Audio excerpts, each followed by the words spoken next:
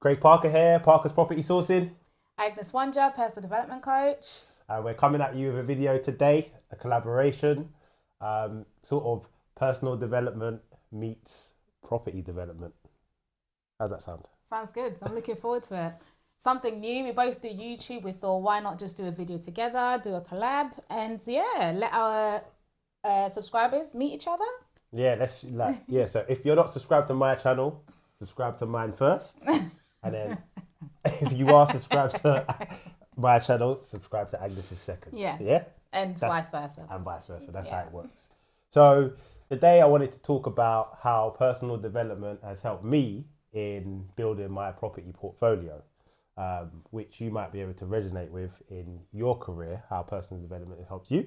Definitely. So I thought it'd be a good idea for us to get together and, talk to the viewers of how personal development could really help everybody grow in their field of work, really. Definitely. And as well, I feel like my interest has always been in that question of why is it some people are able to work on developing skills that help them along their journey and some people just don't do it. So it's that interest in finding out what is it about different people that actually gets them to just go for it, do their best, learn new skills.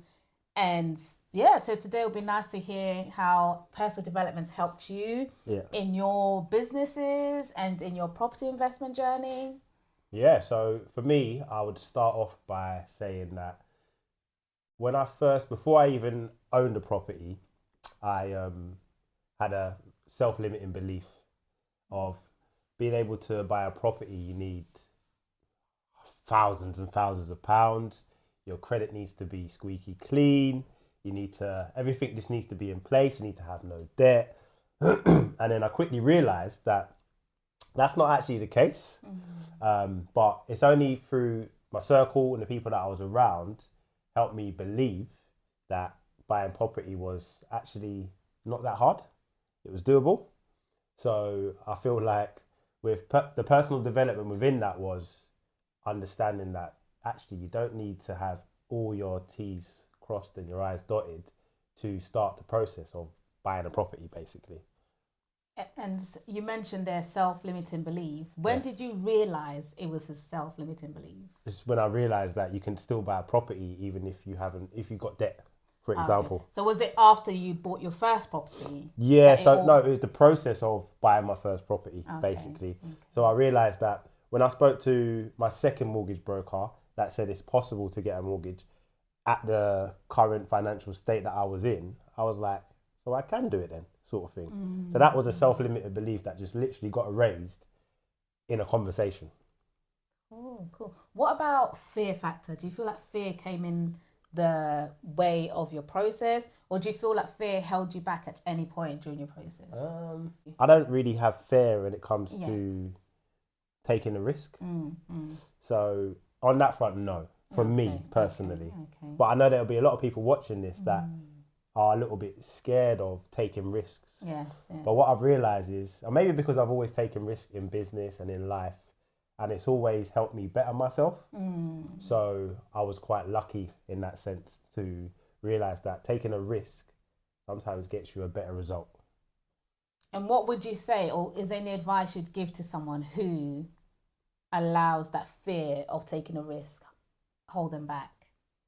What do you mean? So like if somebody's allowing fear to control, to take a leap into something, I would say, I think I watched one of your videos before. I'm pretty sure it was in one of your videos. It might have been a conversation that we had, but where you spoke about people, not trying to sound too morbid here, but a lot of people's dreams are at the graveyard. Yes. So people die with loads of dreams. So that's how I would kind of spin it and say, try everything. There's not really much that's going to happen if you try something and it doesn't work out. I think it's worse if you don't try something and you have in the back of your mind, if only I tried that. I think that's the worst part.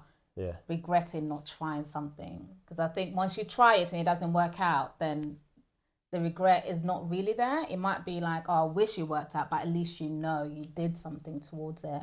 For sure. What about for you in terms of personal development? How has personal development helped you get to the stage you are today?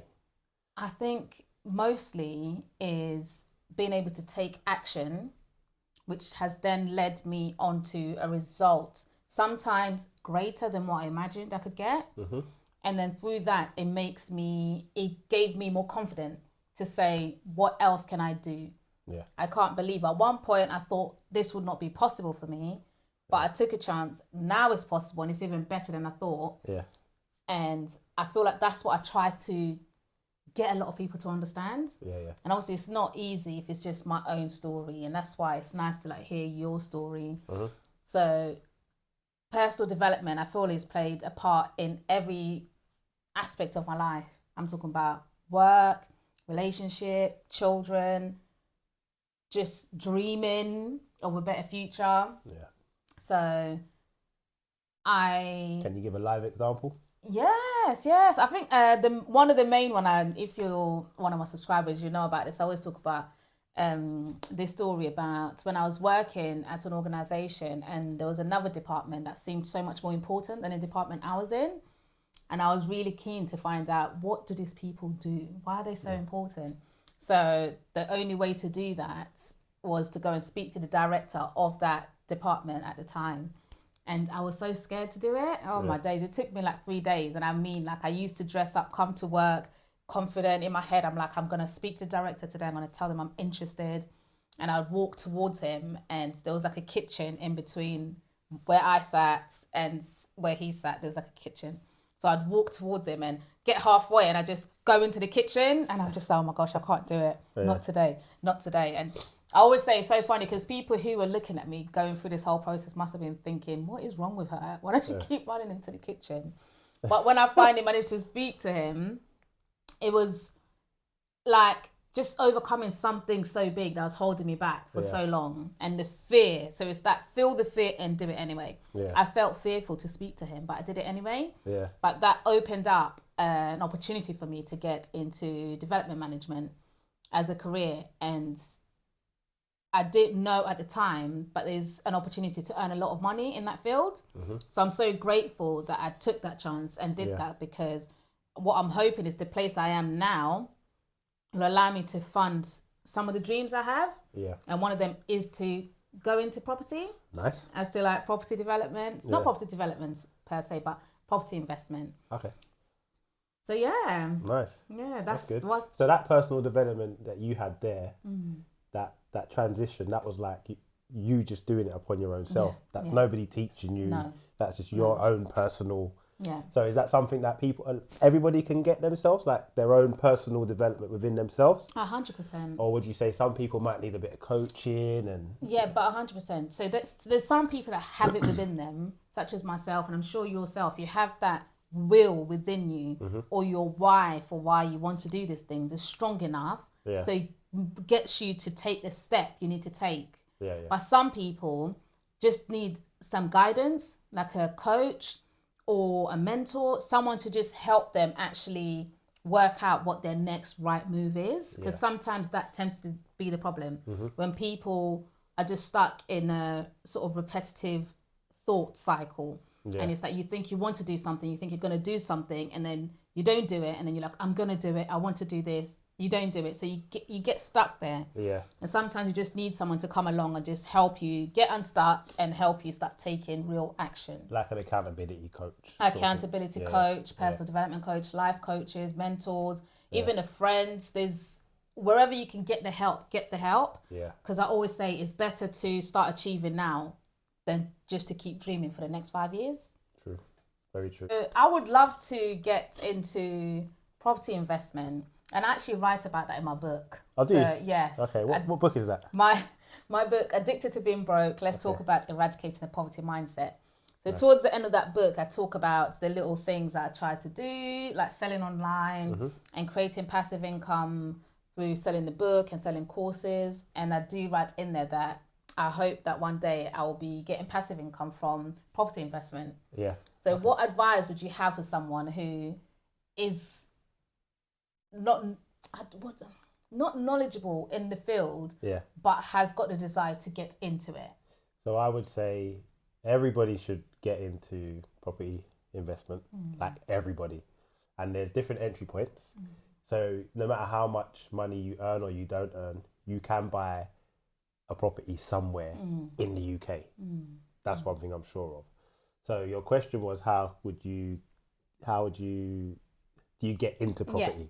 And I would say the first place to start is on Parker's property. No, I'm joking. The first place to start would be to invest in yourself, whether it's personal development, and then from personal development, you then start to believe in yourself, then actually invest in your education into property, and then with a good mentor or a good course, online course or something like that, you then will know exactly what to do in property, because you might want to invest because you want passive income, like you said. I started to invest in property because I wanted to build wealth and I want to build long-term wealth. Somebody might have another idea. So I would say change your mindset, invest in your education in property, and then everything else will reveal itself after that. That would be my advice. And why do you say everybody needs to invest in property? Some people might not want to and have no interest in it and think, why? Why do you say everybody? 100% I say everybody because we're all going to retire at some point. We're all going to not be able to work and earn money at some point. So to invest in at least one property in your life that can maybe set you up for your retirement is a no-brainer for me. You don't have to have an entrepreneur mind. You don't even have to have an investor's mind.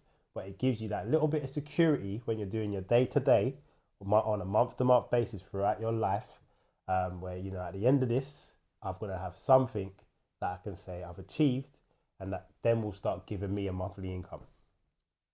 Okay. And you're going to always pass away, sorry, not to sound morbid again, and you have to always leave a legacy for somebody coming behind you.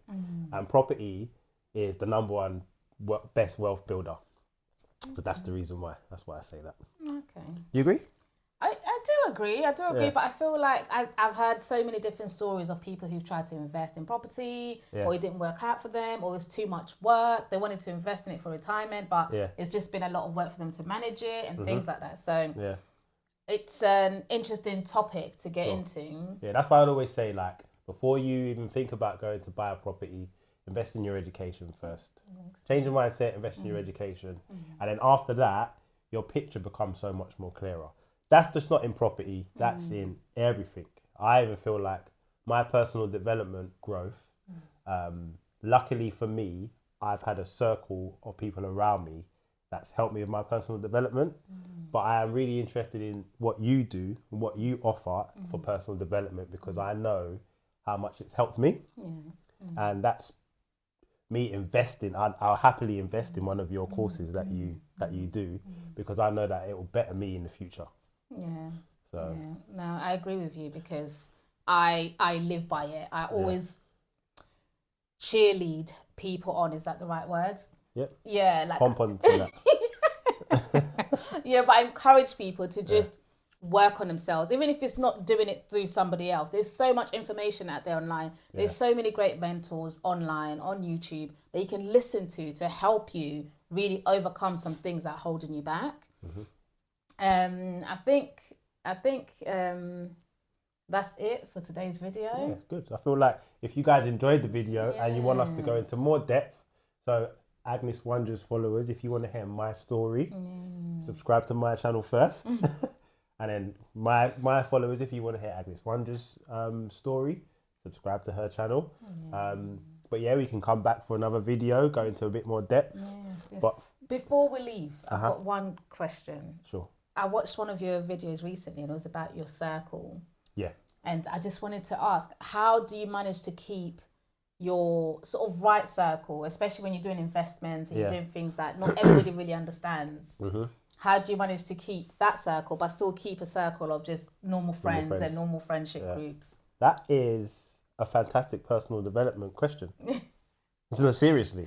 Because at the beginning, when I first started buying property and I changed my mindset and then I first started buying property, I lost quite a few friends, because not because I changed or they changed, but what personal development done for me is, like, my circle in property is different from my friendship circle. So I talk about building a power team, and I talk about property investment as a business. Yeah. So what I've got right now is a power team. Some people are my friends that are also my accountants, that are estate agents, and we've become friends. So that's my property circle now, basically. And then I've got a few friends that are outside the property circle that are slowly dripping in because what's the word? Like success leaves clues. So people are looking and saying, okay, well, and asking me questions and coming into the circle. But that's how I separate the two. Okay. I've got a power team in property that are all about property. Then I have my friends on the outside. Some come in, some fall out. But my circle in property is my power team, basically. Okay, cool. Yeah. Did that answer your question? Yeah, that answered it. Clarified it. Yeah. Okay. Well, I think we'll wrap up there. Yeah. Yeah. I've been Craig Parker, Parker's Property Sourcing. And I'm Agnes Wanja, personal development coach. Hope you enjoyed. Till next time.